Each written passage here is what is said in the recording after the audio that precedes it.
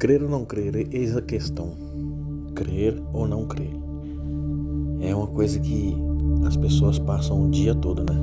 Todos os dias. Crer ou não crer, eis a questão.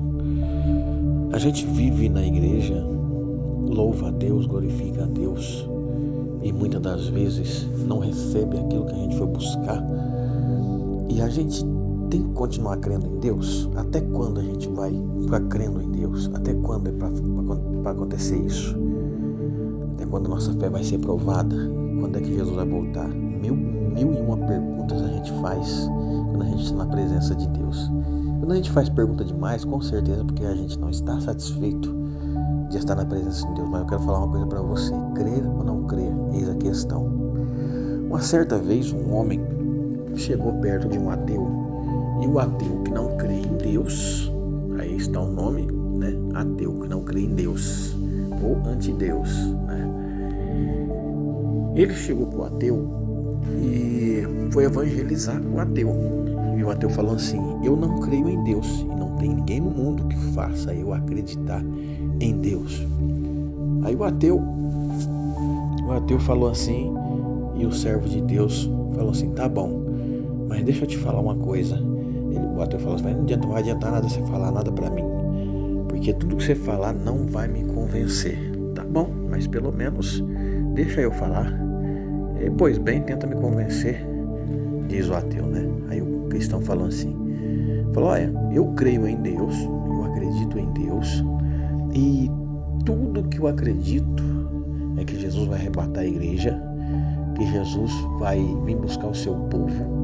Por isso a gente passa por tribulação, a gente passa por perseguição, a gente acredita, a gente louva, a gente adora, e a gente não sai da presença de Deus, porque um dia Jesus vai nos arrebatar, vai ter um reino no céu, e quando Jesus nos arrebatar, as pessoas que não creram em Deus vão passar por uma grande tribulação, e se não se arrependerem ainda na grande tribulação, vão perder a salvação, vão morar com Satanás no lago de fogo, que está reservado para Satanás e seus anjos.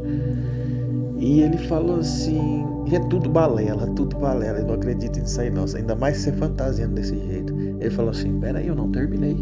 Aí depois termina, boa sorte com isso. Aí o crente falou, tem mais. E quando a gente for arrebatado, a gente vai morar com Jesus num reino maravilhoso. Cada um vai ter sua casa, não vai ter sol, porque Deus vai ser o nosso sol, e nós também vamos brilhar juntamente com Ele, vamos ter um corpo de glória e tudo mais. Vamos morar numa cidade com muros de ouro, muro de cristal. E foi falando ali sobre o livro de Apocalipse, que é um livro lindo, aliás. E aí o ateu falou assim: não creio. Ele falou: tudo bem, você não crê. O ateu falou: você não conseguiu me convencer, meu filho, você perdeu só o seu tempo. Falou assim: não perdi seu tempo, além de eu falar o que vai acontecer para você, eu te digo uma coisa: eu creio nessas coisas, e te falo uma coisa: se for mentira, eu não vou ter nada a perder com isso.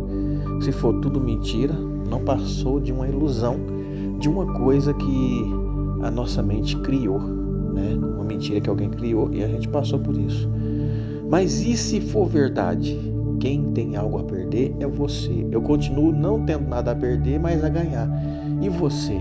Se for verdade, você vai perder a salvação, vai passar pela grande tribulação, vai para o lago de fogo junto com Satanás e seus anjos, você vai sofrer a morte eterna, você nunca vai morrer, vai ficar lá no lago de fogo gritando e gritando e gritando.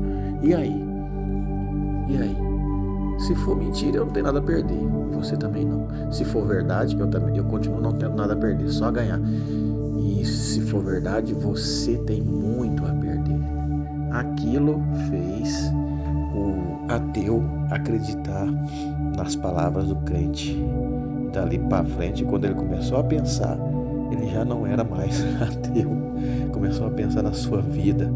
E aí? Crê ou não crê? Eis a questão. Deus abençoe a todos.